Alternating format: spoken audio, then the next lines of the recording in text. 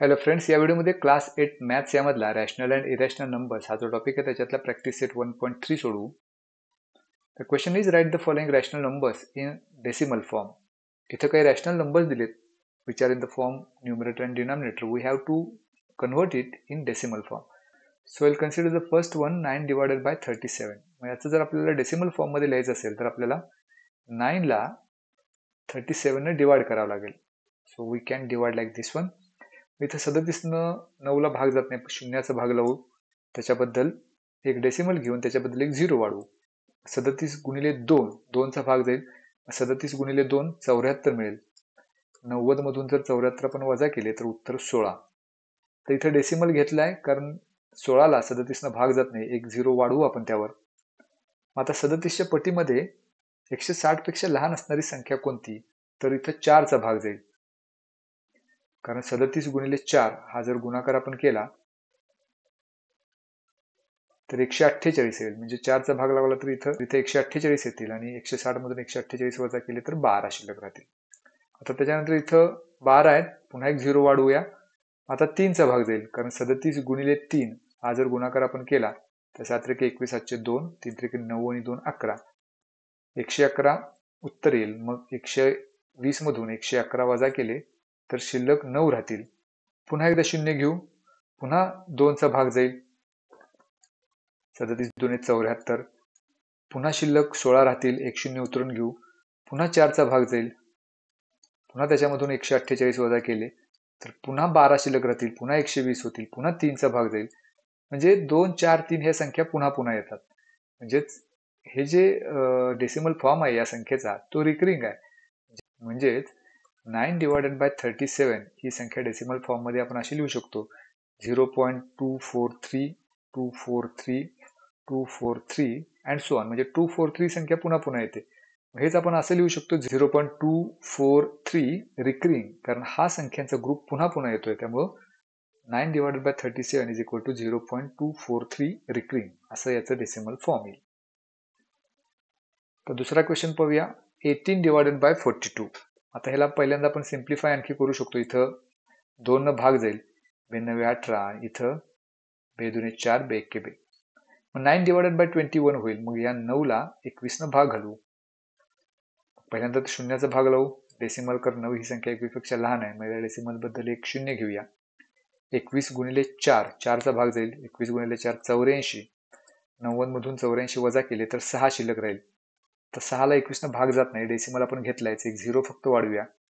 21 दुने 42चा भाग जाईल.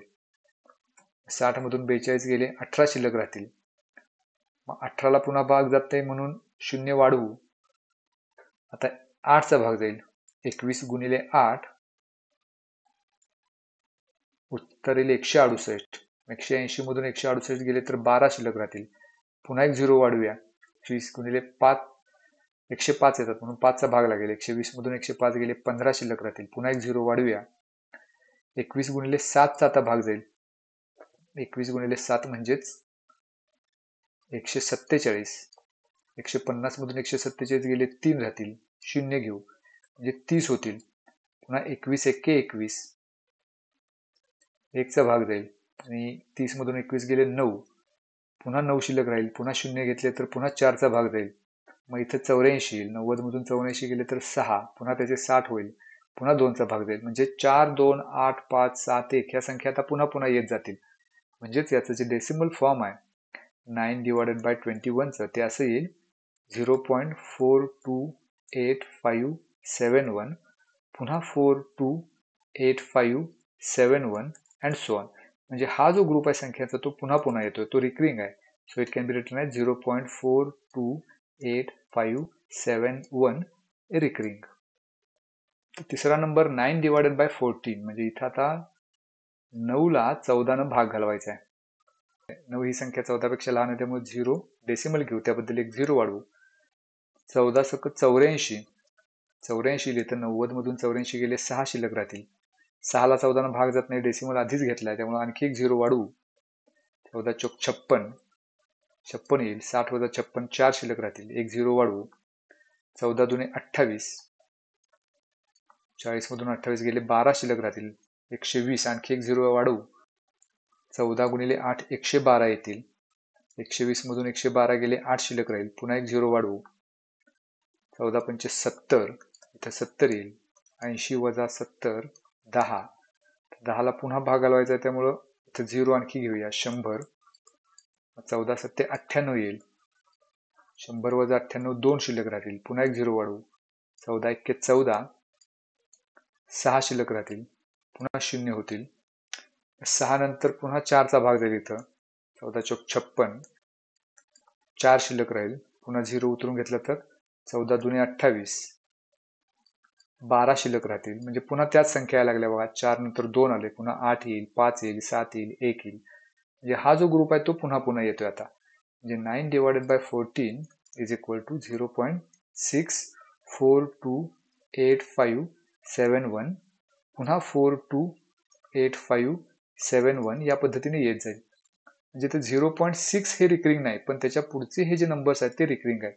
428571 हा ग्रुप पुन्हा पुन्हा येतोय, त्यामुळे त्याच्यावरच फक्त रिकरिंग असं लिहायचं. म्हणजे 9 डिवायडेड बाय 14 हेच आपण असं लिहू शकतो, 0.64228571 रिकरिंग. तर पुढचं आहे -103 डिवायडेड बाय 5. तर -103 ला आपल्याला 5 ने डिवाइड करायचं आहे. मग तात्पुरतं हे निगेटिव्ह साईन विसरून जाऊ. फक्त 103 ला 5 न भाग घालू. म्हणजे इथं 2चा भाग जाईल. 5 दुने 10. इथं शिल्लक राहील 3. आता 3 ला 5 न भाग जात नाही. मग पहिल्यांदा इथं 0 घेऊया आणि नंतर डेसिमल घेऊन त्याबद्दल एक 0 ऍड करू इथं. म्हणजे आता 5 सक्क 30 होईल. आणि 30 वजा 30 0. म्हणजे 103 डिवायडेड बाय 5 असा जर भागाकार आपण केला तर उत्तर मिळेल 20.6. पण इथं निगेटिव्ह -103 आहे, त्यामुळं इथं हा जो भागाकार मिळाला आहे त्याला निगेटिव्ह साईन द्यायचं. So -103 divided by 5 is equal to -20.6. आता शेवटचा प्रॉब्लेम ज्याच्यामध्ये आपल्याला 11 ला डिवाइड करायचं आहे 13 न. आणि निगेटिव्ह साईन पुन्हा आहे, ते निगेटिव्ह साईन सर्वात शेवटी घेऊ. सुरुवातीला आपण 13 न भाग घालू 11 ला. 11 ला भाग जात नाही म्हणून पहिल्यांदा 0चा भाग जाऊ, एक डेसिमल घेऊन त्याच्याबद्दल 0. 13 ला 8चा भाग जाईल. 13 8 4 जसे. तर 110 मधून 104 गेले 6 शिल्लक राहील. एक 0 घेऊया कारण 6 ला 13 न भाग जात नाही. 4चा भाग जाईल. 13 चौक 52. शिल्लक राहतील 8. पुन्हा एक 0 उतरून घेऊया. 78चा भाग जाईल इथं. 80 वजा 78 2. पुन्हा एक 0 उतरून घेऊ. 13 1 13. शिल्लक राहतील 7. पुन्हा एक 0 उतरून घेऊ. 13 5 65. 70 वजा 65 उत्तर येईल 5. पुन्हा एक 0 उतरून घेऊया. 13 त्रिक 39. शिल्लक राहतील 11. आणि 11 शिल्लक राहिले की पुन्हा त्याच्यावर एक 0 उतरून घेतला तर 110 येतील. आणि पुन्हा 8चा भाग जाईल. मग 13 गुणिले 8 104. 110 मधून 104 गेले 6 शिल्लक राहील. पुन्हा एक 0 उतरून घेतला तर 13 चौक 52.